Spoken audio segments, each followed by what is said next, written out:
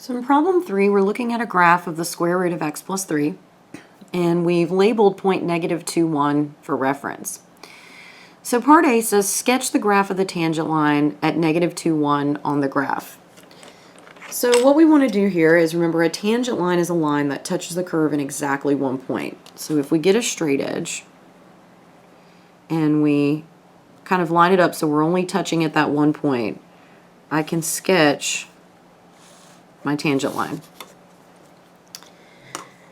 And then it says, well, use the graph above to estimate the slope of the tangent line. So now what I want to do is I want to go back to my graph, and we know that a slope, right, is the change in y over the change in x. Some of you may be used to thinking of this as rise over run. So if I start at my reference point, I can count up 1 unit, right, and then I have to go over 2 units before I cross another point. I can check that again by saying go up 1 over 2. So it looks like the graph here has a slope, or the line, excuse me, has a slope of +1/2.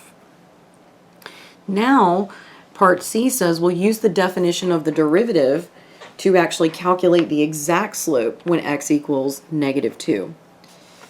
So just like we did before, I'm going to calculate f of x plus h in pieces before we set up the difference quotient. So we're actually calculating this at a specific point, x equals -2. So f of -2 plus h is going to be the square root of -2 plus h plus 3. I can combine some like terms under my radical, and this becomes the square root of 1 plus h. F of -2 is going to be the square root of -2 plus 3, and -2 plus 3 is 1, and the square root of 1 is just 1. So now I can set up my difference quotient.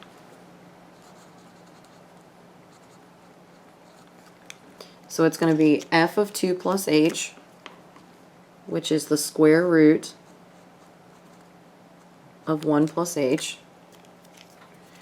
minus f of -2, which is 1, and this will be all over h. So I have to evaluate this limit, but in order to evaluate this limit, I'm going to have to do some algebra. So the first thing I'm going to do is I'm going to use the conjugate, because the only way I'm ever going to cancel this h is if I can find another one in the numerator, and this one's trapped under the radical, so I have to make the radical go away. So I'm going to multiply this by the conjugate, which is the square root of 1 plus h plus 1, and I have to do the same thing to the denominator. Notice I'm still writing limit because I'm not ready to evaluate yet. So in the numerator, this is a difference of squares, so this multiplies out to be 1 plus h minus 1, and in the denominator, I have h times the square root of 1 plus h plus 1. The numerator will simplify down to just h, because this 1 minus this 1 adds up to 0. So I get h over h times the square root of 1 plus h plus 1. And now this h in the denominator cancels this h in the numerator. So my whole expression has simplified down to the square root of 1 plus h plus 1. Now I'm ready to plug in 0 for h. And when I plug in 0 here for h, I'm going to get the square root of 1, which is 1. So I get 1 over 2. So this is the exact slope. And we were very fortunate here that we were able to draw it exactly. You won't always, but as long as we were close, these answers were close, this is the true number. This is just an estimate.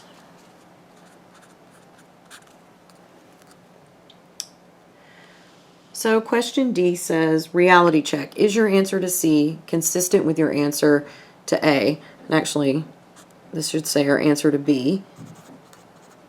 And the answer is yes. Yeah, we nailed it.